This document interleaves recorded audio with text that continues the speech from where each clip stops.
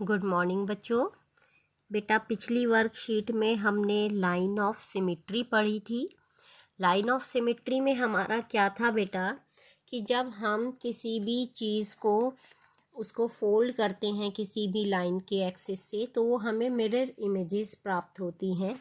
जैसे देखो ये हमारा एक स्क्वायर है इसको हम चाहे इस लाइन से फोल्ड करें, चाहे इस लाइन से फोल्ड करें, चाहे इधर से फोल्ड करें या इस तरफ से फोल्ड करें, हर तरफ से फोल्ड करने के बाद बेटा हमें क्या मिल रही है सेम मिरर इमेज मिल रही है। तो इसके अंदर हमारी 4 लाइन ऑफ सिमेट्री है। ठीक है बच्चों। अब अगर हम जो आज हमारी वर्कशीट है इसमें है हमारी रोटेशनल सिमेट्री, तो आज हम थोड़ा सा रोटेशनल सिमेट्री के बारे में पढ़ेंगे। रोटेशनल सिमेट्री हमारी क्या होगी? व्हेन एन ऑब्जेक्ट रोटेट्स, जब एक ऑब्जेक्ट को हम रोटेट करते हैं, its shape and size do not change, तो उसकी शेप और जो साइज है वो चेंज नहीं होता। The rotation turns an object about a fixed point, और वो एक फिक्स्ड पॉइंट के अराउंड वो टर्न करता है, वो उसका कहलाता है सेंटर ऑफ रोटेशन।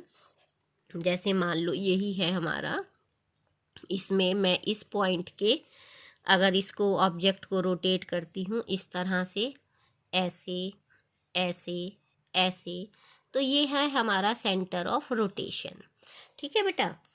और जितने एंगल पर the angle turning during the rotation is called angle of rotation. अब हमारा है बेटा कि ये जो रोटेशन है ये एंटी क्लॉकवाइज भी हो सकती है और क्लॉकवाइज भी हो सकती है। जो घड़ी की डायरेक्शन में है वो क्लॉकवाइज और जो उल्टी में है वो एंटी क्लॉकवाइज होती है। इसमें जो हमारी घड़ी की सुइयां हैं वो कैसी हैं? क्लॉकवाइज रोटेशन के हिसाब से है। अब हम देखेंगे बेटा कि हम एक स्क्वायर के अंदर, हमने पिछली वाली इसमें पढ़ा था 4 लाइन ऑफ सिमेट्री थी। ठीक है बेटा, ये 4 लाइन ऑफ सिमेट्री थी। अब हम इसी को रोटेशनल सिमेट्री में देखेंगे कि इसके अंदर कितनी रोटेशनल सिमेट्री है। ठीक है बच्चों। तो इसके लिए बेटा देखो, ये जो है हमारा एक स्क्वायर लिया मैंने। ठीक है। अब इस स्क्वायर को हम एक फिक्स्ड, इसमें इस तरह से मैंने इसको, ये इसका सेंटर है, सेंटर से मैंने इसको ऐसे कर लिया।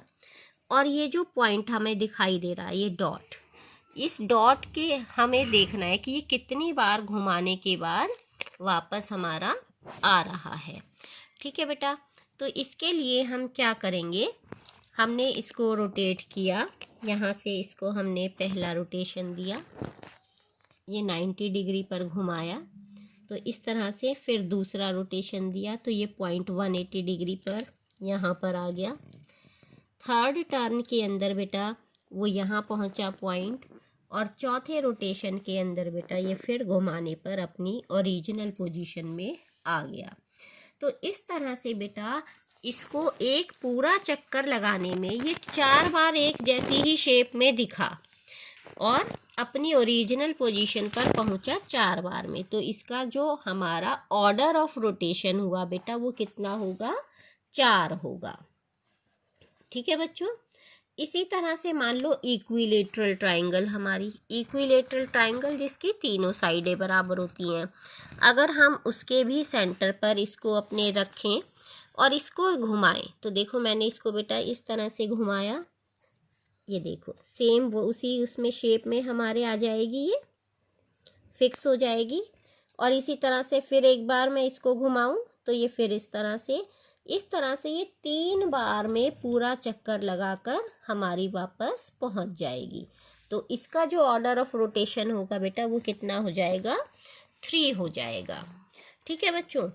अब जो आपकी वर्कशीट में आया था बेटा, ये देखिए ये स्क्वायर है, स्क्वायर में लाइन ऑफ सिमेट्री हमने देख ली, 4 बार है, 4 आया था। सेंटर जो इसका कौन सा होगा रोटेशन का? Point of intersection of the line of symmetry joining the mid points of opposite sides, उन साइडों को मिलाने वाली जो लाइन है वो उसका क्या था? Centre of rotation. Order of rotation कितना होगा बेटा, 4 हो गया, क्योंकि 4 बार में वो अपनी ओरिजिनल पोजीशन में आया था। और एंगल ऑफ रोटेशन कैसे निकाल लेंगे, 360 को 4 से डिवाइड किया तो ये आ गया हमारा 90 डिग्री।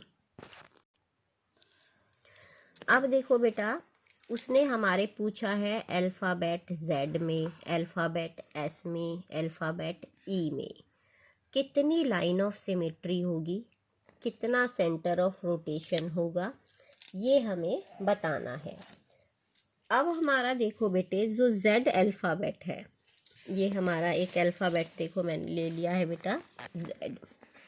इस Z के अंदर मैं इसको चाहे यहाँ से काटूं, चाहे मैं इसको यहाँ से काटूं, तो हमारी सेम जो है एक जैसी मिरर इमेज नहीं आ रही है, तो इसके अंदर कोई लाइन ऑफ सिमेट्री नहीं होगी, यानी लाइन ऑफ सिमेट्री है इसमें 0। लेकिन अगर मैं इसको रोटेट करूं बच्चे, तो रोटेट करने पर देखो, जैसे ये मान लो ये यहाँ पर है, इस तरह से इसको मैंने इसके अंदर फिक्स कर लिया है और मैंने इसको घुमाया बेटा। ये जब इसको मैंने घुमाया, ये 90 पे घूमा, ये पूरा 180 पर घूमा। 180 पर जब ये घूमा तो बेटा देखो सेम शेप आ गई इसकी।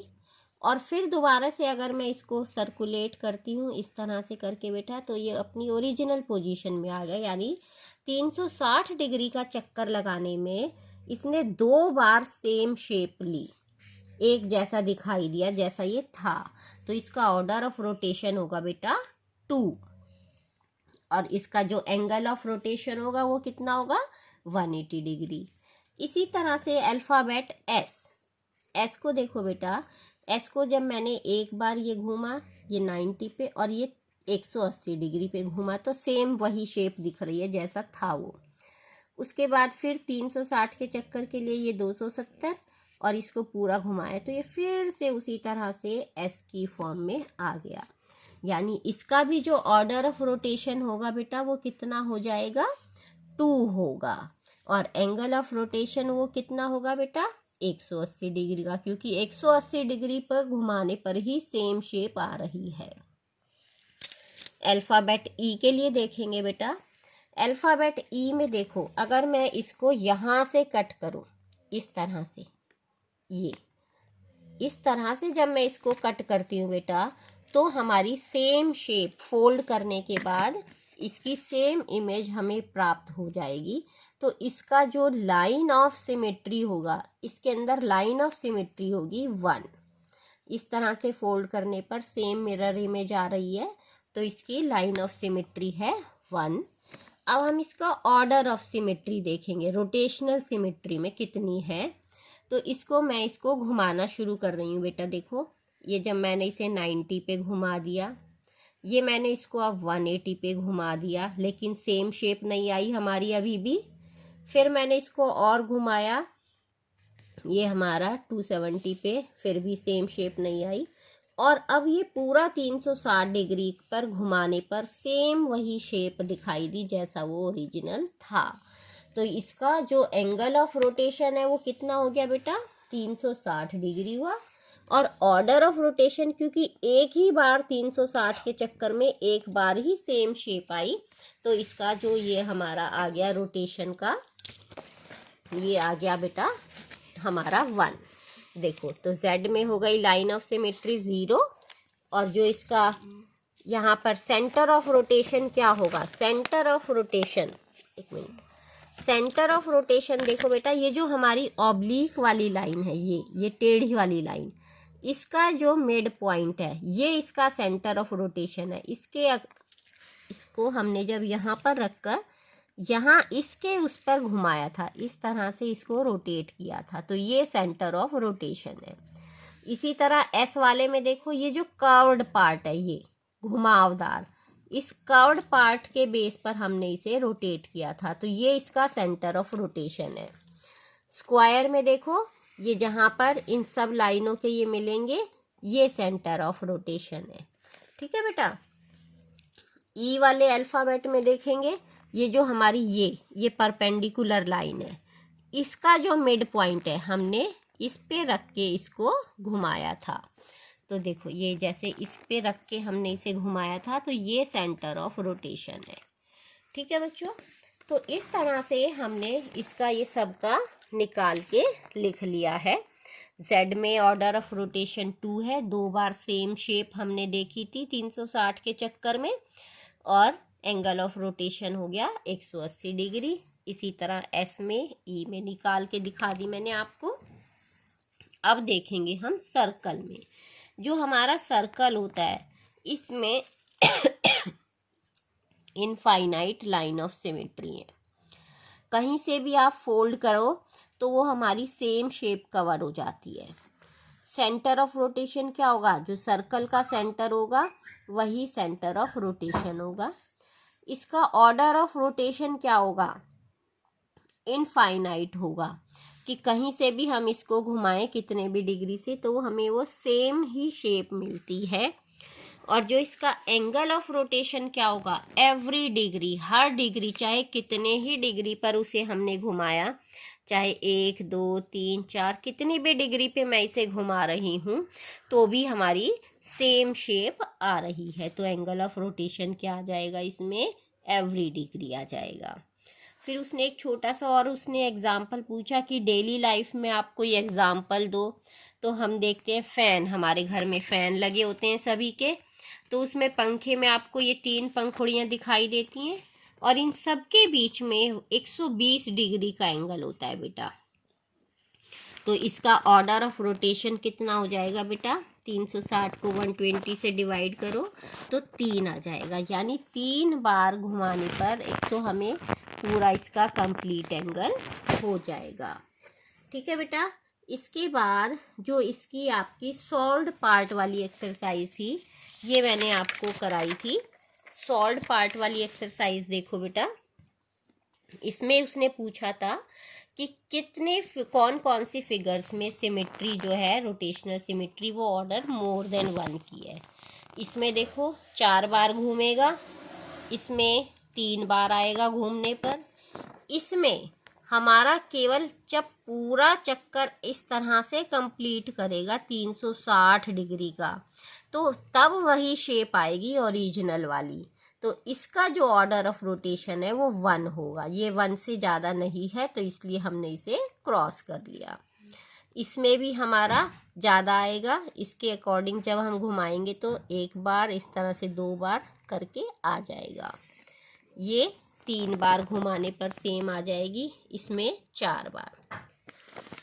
जो हमारा दूसरा एग्जाम्पल है, इसमें ऑर्डर ऑफ रोटेशनल सिमेट्री बताना है हमें। इसमें देखो ये 1 बार जब हम इसको घुमाएंगे तो ये वाली चीज़ हमारी नीचे यहाँ होगी और ये ऊपर होगी, और दूसरी बार के चक्कर में फिर ओरिजिनल पोजीशन होगी। तो ऑर्डर ऑफ सिमेट्री हो गया 2। इसमें भी 2, यहाँ पर 3, यहाँ 4, इसमें भी हमारा 4, ये 5, ये 6 और ये 3। सभी बच्चे इनको अच्छे से समझेंगे और बेटा ये वर्कशीट करेंगे।